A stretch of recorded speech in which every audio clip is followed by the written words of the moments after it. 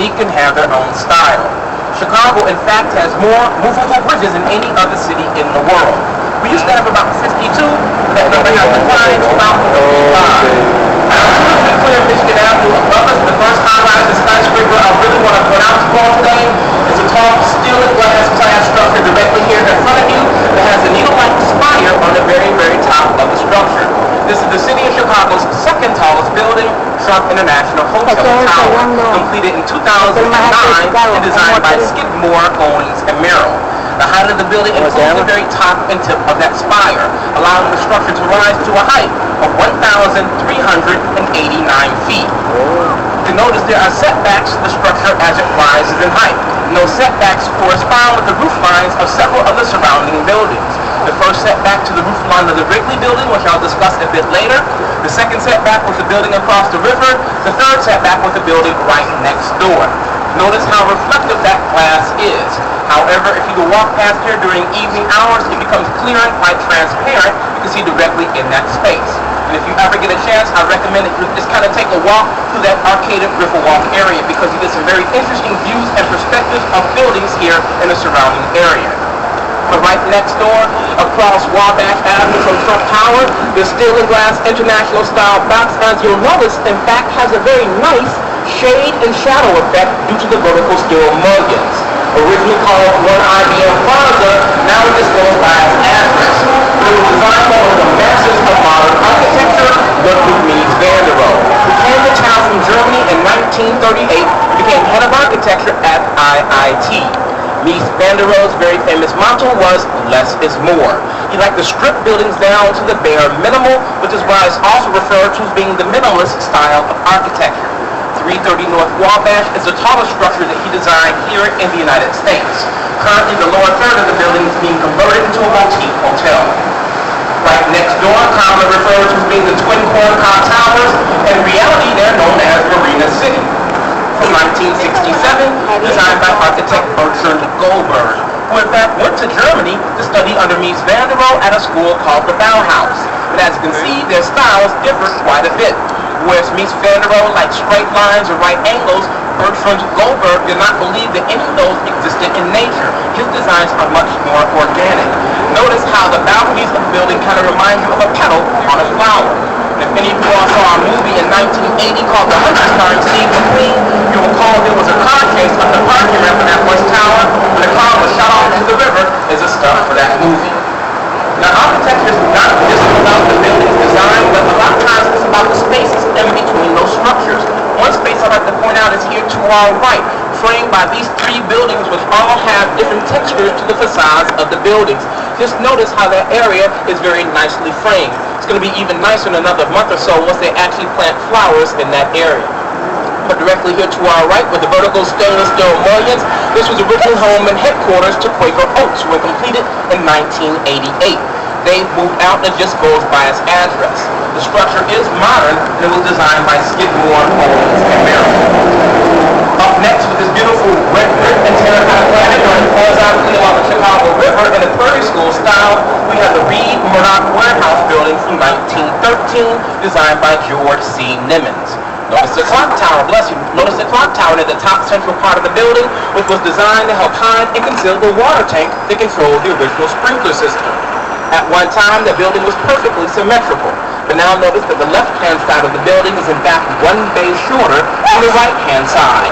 And that is because when they widened LaSalle Street here and built this bridge across the river in the early 1920s, the westernmost bay was in the way. They demolished that bay, but then they reclad what was left to look like it originally did. For many years, it housed the city of Chicago's traffic court, and I'm very proud and pleased to say I never had to familiarize myself with the inside. It is now home to Encyclopedia Britannica. Now we have new versus old side by side. Soaring up about 780 feet from the Chicago River is 300 North LaSalle by Picard Chilton Architects out of New Haven, Connecticut, clamped with abundance of glass, aluminum, and stainless steel. We also have this nice two-level river walk running along the Chicago River. And then right next door to it is a great example of the Chicago School style of architecture, the tripod top design, revolutionized by architect Louis Sullivan. You have the solid base anchoring the building into the ground. You have the shaft drawing your eyes out of the building.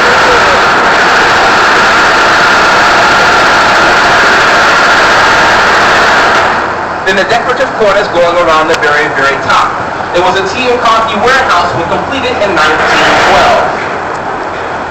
Now this unbelievably and this ginormous building here to our right is called the Merchandise Mart.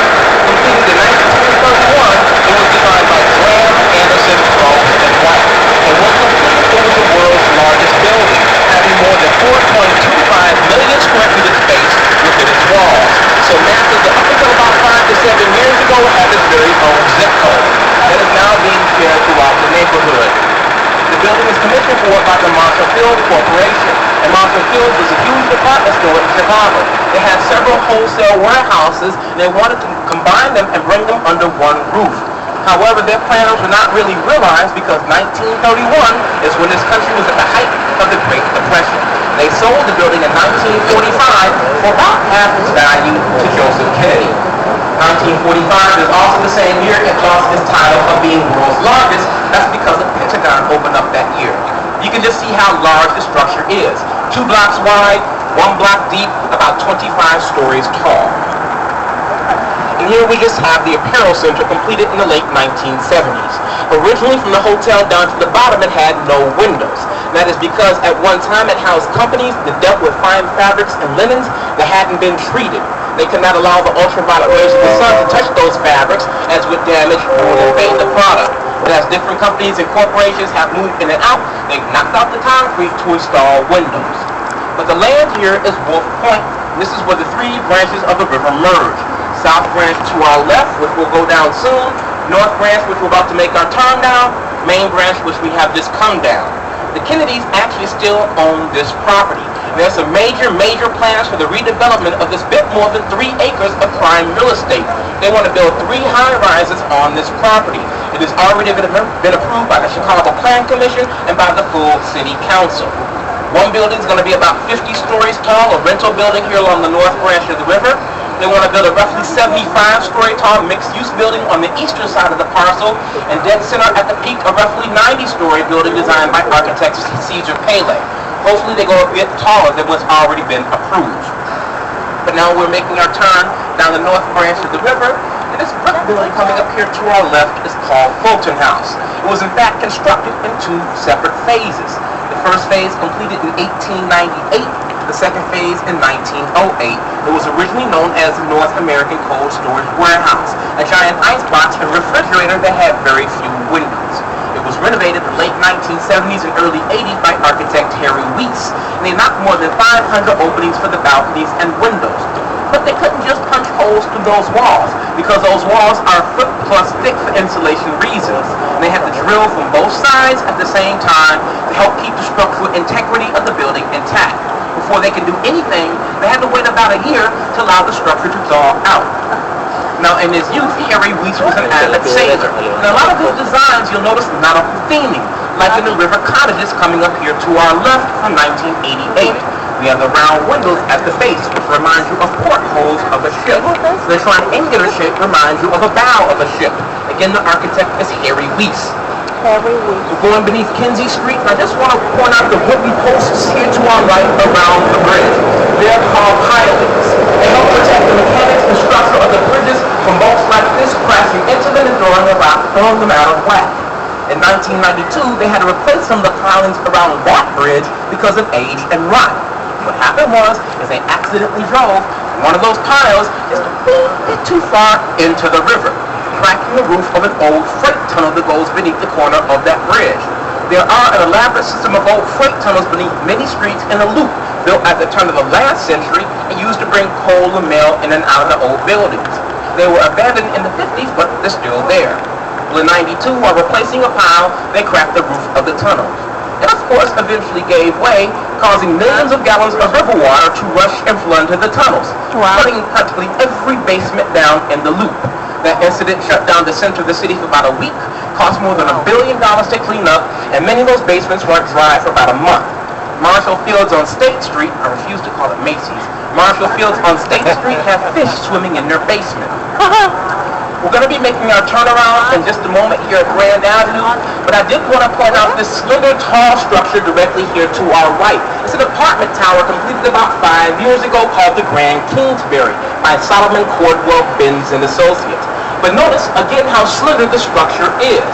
The city has been trying to encourage developers to build taller, thinner buildings for a couple of reasons.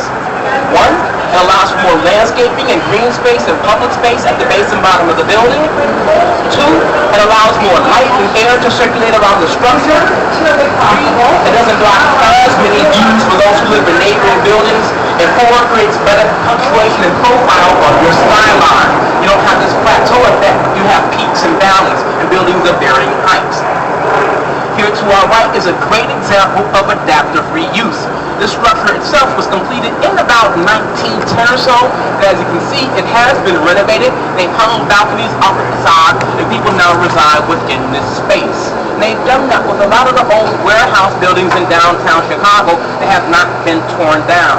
And that started about 15 to 20 years ago. This particular structure, again, was renovated about 15 or so years ago, and people now reside within that space. And we have had a lot of new residential construction here along the river, especially over there to our right, to the north.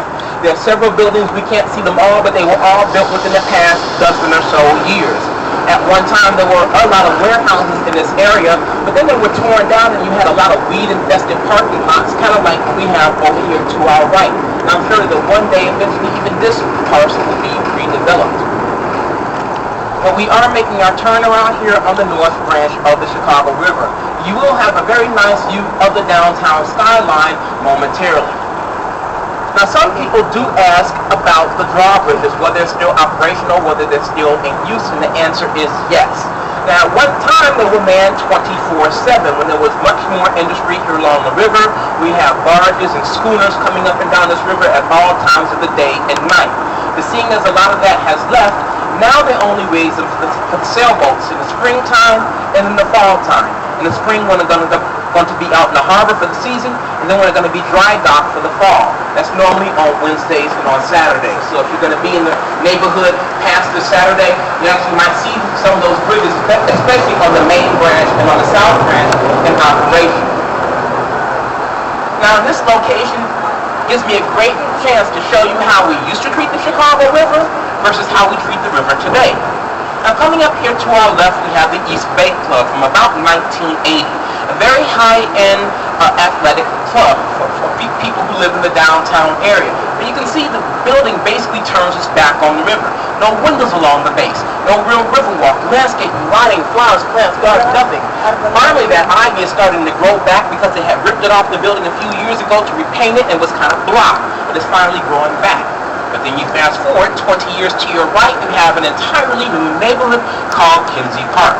Just notice how these townhomes set back about 30 feet from the river. And that's done because about 15 years ago, the city introduced an ordinance saying that new development on the river must set back at least 30 feet. So you can include these public promenades with river walk and landscaping. The city of Chicago, developers and the residents are no longer viewing this river as being that dirty, polluted little stream anymore. We're now embracing the river and viewing it as the city's second waterfront. We have the lake to our east and the river running through the heart of downtown Chicago and many of the outlying neighborhoods. And the quality of the water in the river has in fact greatly improved over the past half-century. It has been upgraded from being highly toxic to just polluted. So we are working on it slowly but surely.